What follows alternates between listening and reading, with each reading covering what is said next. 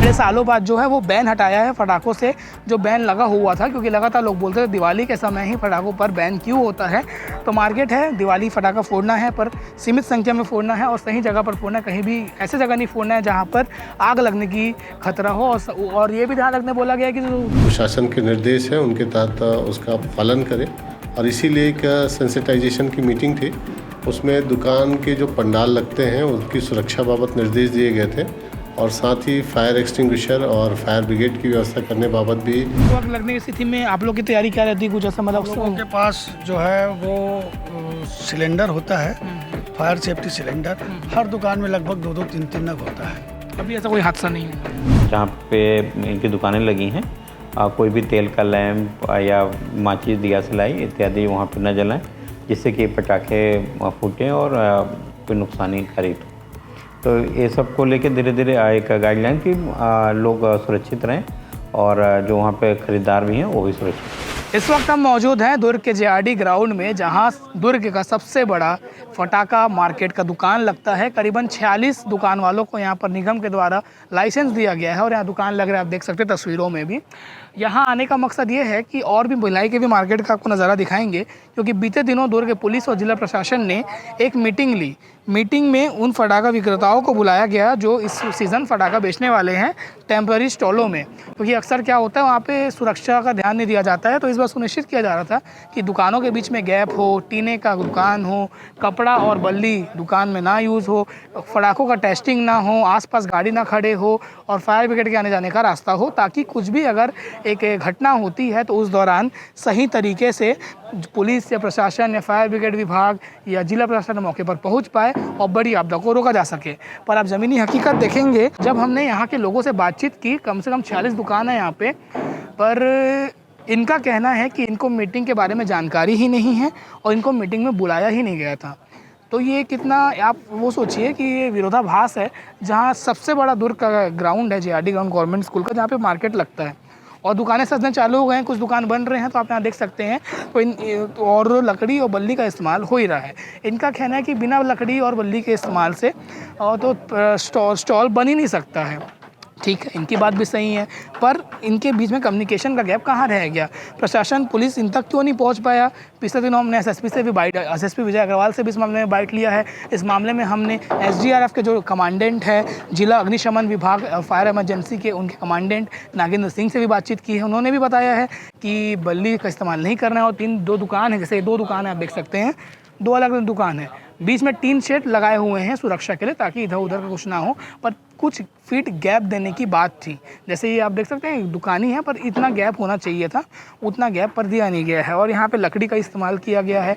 और भी विस्तृत गाइडलाइंस है, फटाखे जो हैं वो एक सीमित संख्या में रखनी है, कि एकदम ओवर आपको स्टॉक नहीं करना है। जैसे कई बार क्या होता है, लोग ज़्यादा स्टॉक कर लेते हैं और गलती से आग लगी और पूरा फिर वहाँ पे माहौल बन जाता है, आग लग जाता है और मामला ख़राब हो जाता है। फिर पुलिस प्रशासन और अग्निशमन विभाग को भी यहाँ पे मुश्किलों का सामना करना पड़ता है। आप यहाँ तैयारी देख ही सकते हैं, लगातार हो रही है। हरिन दिखाओ पूरा चारों तरफ, उधर पे कुछ दुकानें बन रही है, कुछ दुकानें सेट हो गई है। और जो कि दिवाली का त्यौहार है, इस साल तो ये भी खबर आई है कि सुप्रीम कोर्ट ने बड़े सालों बाद जो है वो बैन हटाया है पटाखों से, जो बैन लगा हुआ था, क्योंकि लगातार लोग बोलते थे दिवाली के समय ही पटाखों पर बैन क्यों होता है। तो मार्केट है, दिवाली फटाखा फोड़ना है पर सीमित संख्या में फोड़ना है और सही जगह पर फोड़ना है, कहीं भी ऐसे जगह नहीं फोड़ना है जहाँ पर आग लगने की खतरा हो।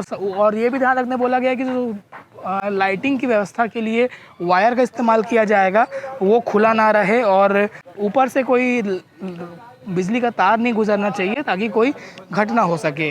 और ये हाल है और ज़मीनी हकीकत ये है। फायर गाइडलाइंस जो है वो भी मैं आपको विस्तृत बता देता हूँ। साथ ही दुर्ग पुलिस ने मीटिंग में ये भी बताया था कि सीसीटीवी कैमरे भी लगाने हैं, पर यहाँ कहीं सीसीटीवी कैमरे नहीं दिख रहे हैं। और साथ ही ये बताया था कि साथ में दुकानों में पानी, रेत की व्यवस्था रखनी है, कोई आग लगता है तो उस प्रकार से लोग बुझाया जा सके। और वैध लाइसेंस के जो अनुज्ञप्ति है, लाइसेंस है, उसके जो निर्देश हैं उसके अनुसार ही दुकान का संचालन करना है। और पर्यावरण संरक्षण का भी ध्यान रखते हुए गिन फटाखों का विक्रय करना है। दुकान के आसपास ट्रांसफार्मर नहीं होने चाहिए, बिजली के तार खुले नहीं होने चाहिए। और संबंधित थाने एवं पुलिस नियंत्रण कक्ष का संपर्क नंबर रखेंगे।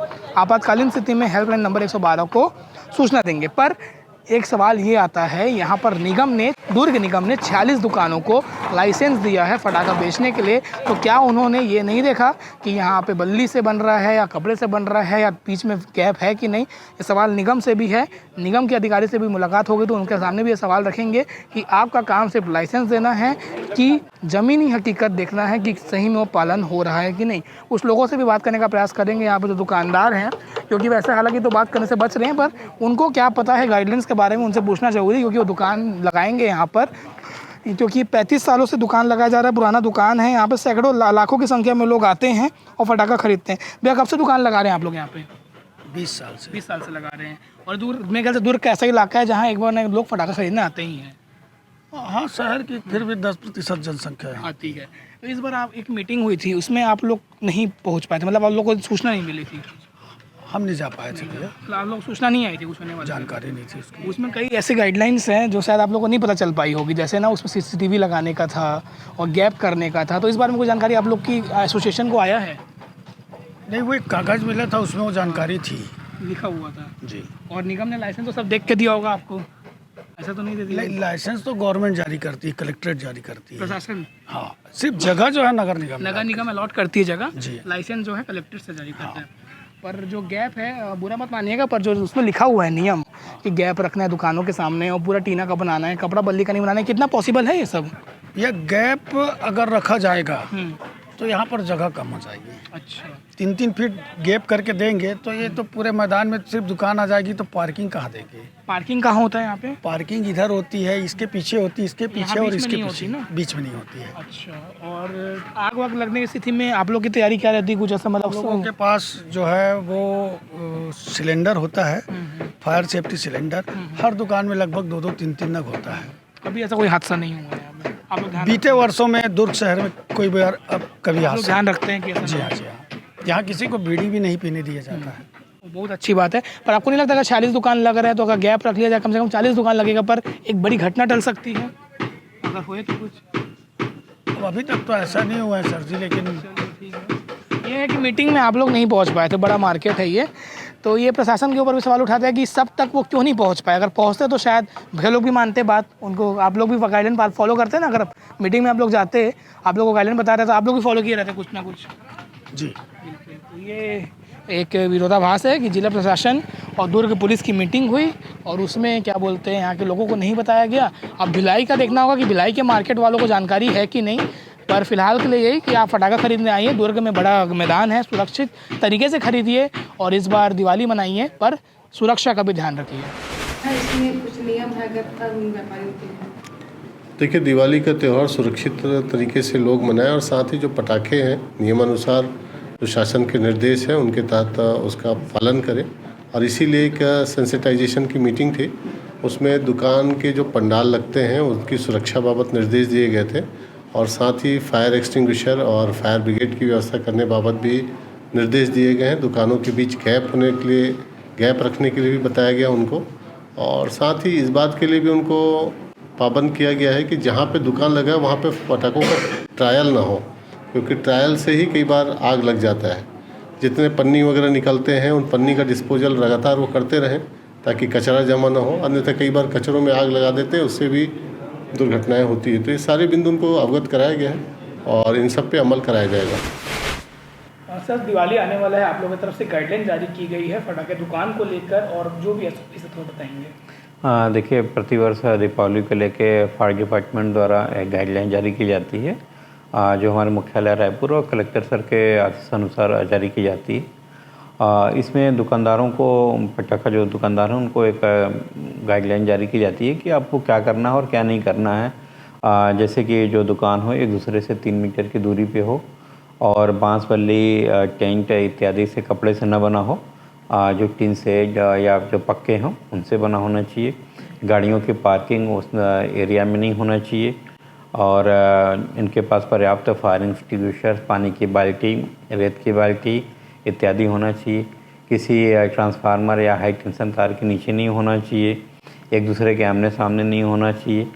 और इसके अलावा इनका है कि वहाँ पे जहाँ पे इनकी दुकानें लगी हैं कोई भी तेल का लैंप या माचिस, दिया सलाई इत्यादि वहाँ पे न जलाएं, जिससे कि पटाखे फूटें और कोई नुकसानी हो। तो ये सब को लेके धीरे धीरे एक गाइडलाइन कि लोग सुरक्षित रहें और जो वहाँ पे ख़रीदार भी हैं वो भी सुरक्षित रहें। सर इमरजेंसी सिचुएशन में आप लोग की टीम किस प्रकार से तैयारी है, मतलब क्योंकि कई बार क्या होता है पटाखे दुकानों में आग लग जाती है, हमने सुना है। देखिए इमरजेंसी के लिए जहाँ पे बड़ी बड़ी दुकानें या बंच में दुकानें हैं उसके आसपास नियर बाई दीपावली के समय में हम लोग अपनी गाड़ी वहाँ पे रखते हैं। जैसे कि छावनी थाने में, यहाँ पे पटेल चौक और सेक्टर 6 कोतवाली में सब जगह हमारी गाड़ियाँ रहती हैं। और गाड़ियों के साथ साथ हमारे जो मुख्यालय में भी जवान 24 घंटे यहाँ पे तैनात रहते हैं। यहाँ पे कंट्रोल रूम हमारा 24 घंटे कार्य करता रहता है। जैसे कोई सूचना प्राप्त होती है तत्काल यहाँ से गाड़ियाँ रवाना हो जाती हैं। सर कभी कोई आगजनी की घटना होती है तो किस प्रकार से कांटेक्ट किया जा सकता है? आगजनी की घटना पे सबसे अभी एक नंबर सबूबर जैसे 112 पे आप कॉल कर सकते हैं। इसके अलावा मुझे स्वयं भी कॉल कर सकते हैं। हमारे कंट्रोल रूम का 3 नंबर है और वो तीनों नंबर पे भी आप कॉल कर सकते हैं।